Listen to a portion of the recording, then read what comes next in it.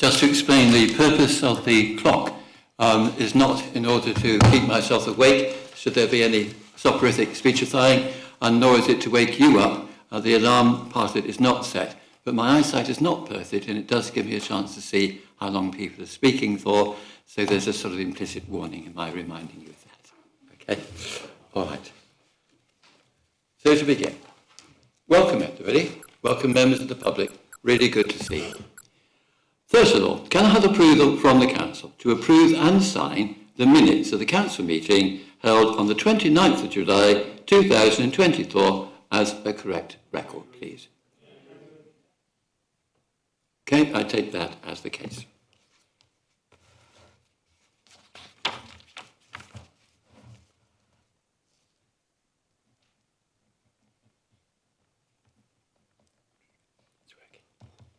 There we go, thank you.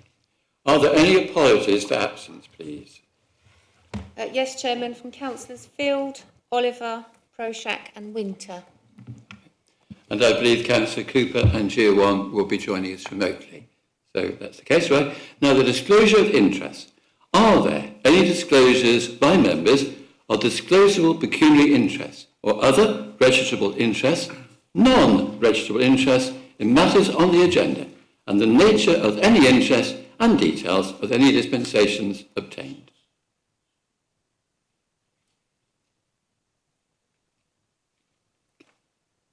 There are none. Now we come to the announcements. Could I please have, thank you very much indeed. This is my attempt to go paperless. We shall see whether it works or not, okay? Before I go any further, though, I do just want to remind everybody that there is overview and scrutiny training this Thursday between 6 and 9 on Teams, and it's really important that everybody attends and not just the members of overview and scrutiny. The training is being delivered by the Centre for Governance and Scrutiny. And now I come to my other remarks. At the risk of opening myself up to satire, to being too solemn, I would like to say the role of chair is an extraordinary one, as it affords an opportunity, as E.M. Forster might have said, to view the district and to view it whole, to see the networks of helping, caring and entertaining that creates and sustains communities and which connects people together. There is so much variety and value in every instance. So, my first engagements in this period involved opening and closing the Bexhill Bowls tournament, including presenting some prizes. Bowls is a game of tactics and skill, which helps with balance, bodily flexibility, and mental functioning. The tournament itself brings both prestige to the town and visitors from a wide area. However, bowls is a game which I knew so little about that I did not even know that the bowls are like political parties, each having a bias and therefore inclined to tend to left or right. To open the tournament, I had to throw the jack, which I noticed, by the way, veered left, and then the Mayor of Bexhill had to get his ball as close to mine as he could. So you see, it was a rare and appreciated instance of the Town Council following the lead of the district. The tournament itself was a huge success, and I congratulate all involved in making it so, and would like to thank Councillor Brian Drayson for his role in the tournament. My next engagement was an ESCC garden party at Trading Boundaries.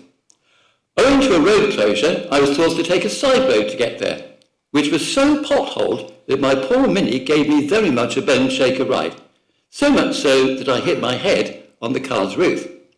Had it not been a convertible, and therefore the roof was made of canvas, I would have been in the unusual position of being concussed by my hosts before I'd even met them.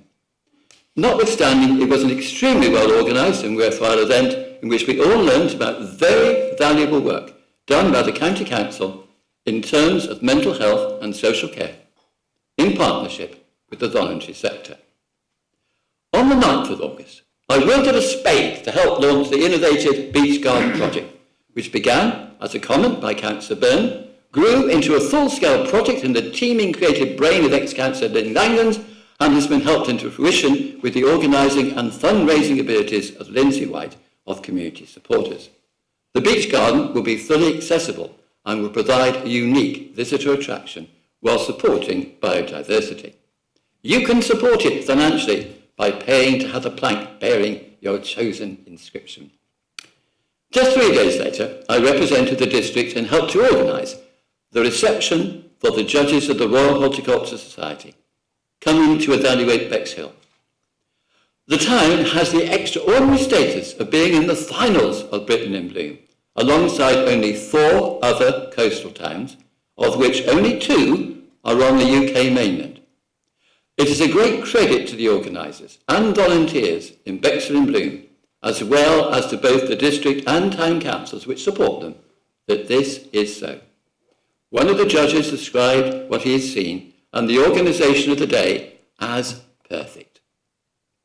If the town progresses no further, we can all be very proud of what has been achieved so far, but we'll all have our fingers crossed, whether with green fingers or not, for an excellent result at Britain in Bloom. Bexhill in Bloom shines a brilliant light upon Rother's volunteering community, and thank you to Councillor Gray, who is leading the Bexhill in Bloom committee, for her great contribution. But the extraordinary success of the organisation owes much to the central role of Margaret Lee, who is irreplaceable, but alas will shortly be leaving the town. Margaret, we owe you so much. One of the most heartwarming events it has ever been my privilege to attend was the prize giving at the sensationally successful and admirably inclusive Westerly Judo Club. I am very grateful to Councillor Connor Winter for bringing it to my attention. His dedication to its cause knows no bounds. Who knew that Bexhill includes a judo club in which 50% of its participants have special needs, and which has brought back to this country and this town 2 top European awards? And this has been achieved entirely through the dedication of its volunteers in an atmosphere of love and appreciation, very much evident that caused a degree of moisture in the eyes of more than one attendee. On the 9th of September, I attended the raising of the Free Trade flag at the Town Hall. We all know the significance in terms of global justice of the fair trade movement, which gives us all, through our chosen purchases, the chance to do our bit to that cause. Tribute should be paid to its organisers and to Councillor Bayliss for her consistent championing of this great cause. On the 12th of September, it was a chance to represent the Council in welcoming the Waverley, the last steam-powered ocean-going paddle steamer in the world, to Eastbourne. The feat of persuading its owners to come here was an effort by Brett McLean in conjunction with Sheikh Gulzar, the owner of Eastbourne Pier. There were so many chairs and nares on board that, had it sunk, I dread to think what would have happened to local government with so many councils left, rudderless. Or, of course, you could also say that those councils would be up the creek without a paddle. You knew that was coming, didn't you? Now, from the ridiculous to the sublime. Yesterday was the commemoration of the 84th anniversary of the Battle of Britain, one of the most celebrated confrontations in the history of aerial combat, and indeed in the cause of freedom and democracy. In a poignant and moving ceremony, we remember the valiant people from many countries and cultures that stood in the way of the destruction of British morale. In his address, the chaplain emphasised also the vital role played by the backup staff and of all those who contributed in whatever capacity to that war effort. Finally, he emphasised that the battle for truth and justice has not been won once and for all, but continues today and is no easier to win now than it was. But I finished this section today by reflecting that most of us do good most of the time, and the evidence of this is all around us. Well, next I have some procedural matters as chair to cover. The first is that the council has a rule that it is in my discretion to insist that amendments be submitted in advance in writing. There have been instances where this has not happened, with consequential delay and occasional confusion. So except in circumstances of great rarity, I intend to enforce this rule, No debate on amendments unless clearly written versions have been submitted to the front. Secondly, there has been, and I don't exempt myself from this, some confusion over the right to speak twice in a debate. As I read the rules, the statement that you can speak twice in exercising a right of reply applies to motions, but not amendments. The rule with amendments is the final speech on an amendment, the final speech, and the right of reply belongs with the proposer of the main motion. I would prefer the County Council way of allowing a right of reply to the proposer of the amendment and then a right of reply to that by the proposer of the main motion. But I have been advised that I cannot alter the rules myself, but it is my duty to uphold them. So from now on, I intend to call upon the proposer of the main motion to answer an amendment if they so wish. Okay, that's what I have to say, and now we go back to the main agenda.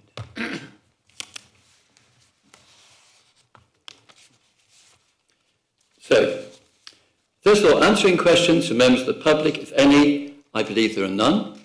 To answer questions from members of the council, I believe there are none. Next, to receive the report of the Licensing and General Purposes Committee on a matter of determination by full council at its meeting held on the 22nd of May. Councillor Mayor, please. Chair, I move that the report of the Licensing and General Purposes Committee held on the 22nd of May 2024 be approved and adopted.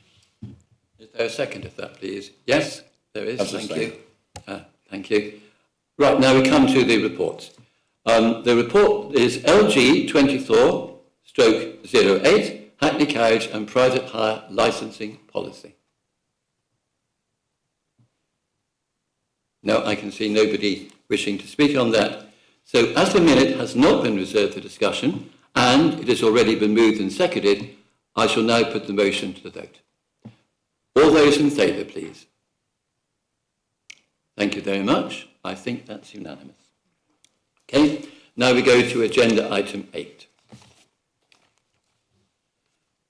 Now we are receiving the report of the former Audit and Standards Committee on audit-related matters. Councillor Drayson. Thank you, Chair. I'd like to present the report to the Council, for the report to be noted, the work of the Audit and Standards Committee to be affirmed, and consideration given to any matters arising. Thank you. Do I have a seconder for that motion, please? Councillor Gray. Is there any discussion on this, please? Anybody wish to speak? There are no contributions, so I will now put the motion to the vote. All those in favour? And I think that's also unanimous. Okay. So now we come to agenda item 9, and once again I call Councillor Drayson. Thank you, Chair. This is the other half of the work of the Audit and Standards Committee, the Standards Report. And again, it's asked that you note the report of the work for the last year. Thank you. Thank you. Is there a seconder to that? There is. Councillor Barnes. Any discussion on this proposal, please? Once again, there isn't. I will now put the motion to the vote. All those in favour? Again, unanimous. Okay. Well, at this point, the meeting is closed, so I will communicate on your behalf the brevity of this meeting to the Guinness Book of Records. Thank you for your attendance, and thank you for your contributions or otherwise. You know the time. And the time is 6:45.